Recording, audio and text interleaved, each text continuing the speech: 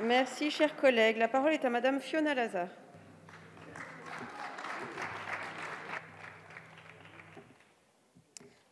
Merci Madame la Présidente.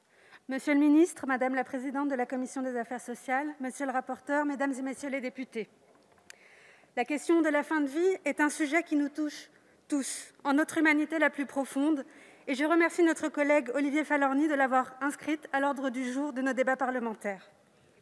Je regrette et même je dénonce les méthodes de quelques-uns de nos collègues qui, en déposant des milliers d'amendements, ont tenté de confisquer le débat, d'empêcher le vote.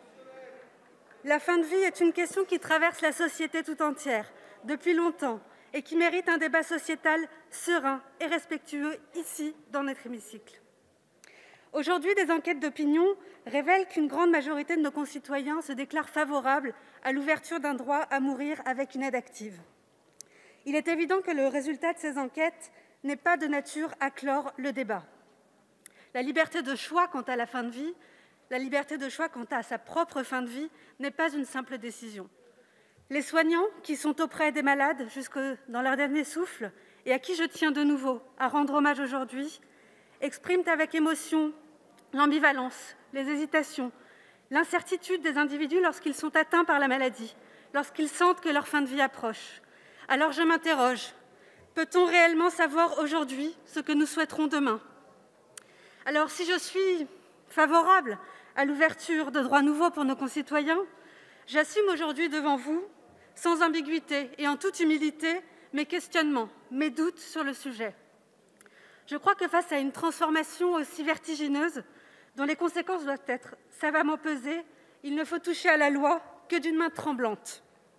Il est important de prendre le temps face à des enjeux aussi considérables. Une niche parlementaire, par définition, nous contraint à un débat express. Ce n'est donc, à mon sens, pas le cadre opportun. Je crois que nos échanges d'aujourd'hui peuvent toutefois constituer une étape supplémentaire, utile, nécessaire, car je suis convaincue que ce débat, il faudra que notre pays puisse l'avoir dans la sérénité et en associant le plus largement possible la société civile.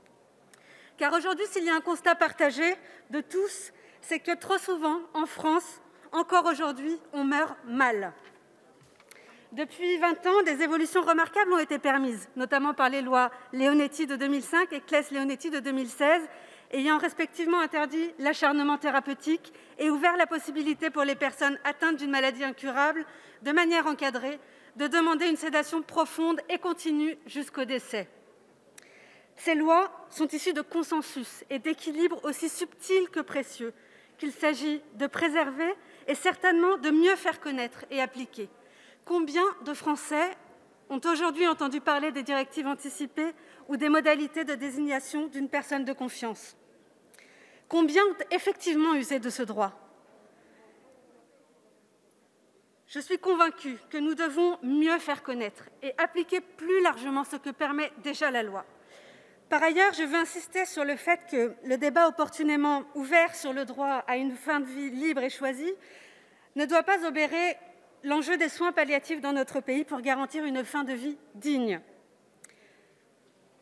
Et parce qu'on ne soigne pas avec des lois, il est indispensable de remobiliser des moyens sur les soins palliatifs en France. Il est nécessaire de continuer à professionnaliser ces soins, lutter contre les inégalités territoriales, intégrer des unités dédiées dans chaque hôpital. À l'hôpital, par exemple, d'Argenteuil, cela fonctionne bien. Il y a une unité dédiée qui est combinée avec une offre d'hospitalisation de jour, des équipes mobiles intra-hospitalières, des équipes mobiles qui se déplacent au domicile des patients.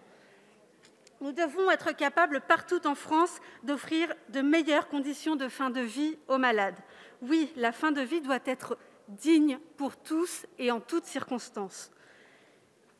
La complexité et sensibilité du débat ne doit jamais nous détourner de la nécessité de répondre aux enjeux du temps, aux préoccupations de nos concitoyens. Alors, poursuivons cette réflexion, mais laissons-nous le temps d'un débat qui devra, je le répète, associer le plus grand nombre et se mener dans la dignité et le respect. Je vous remercie. Merci beaucoup, chers collègues.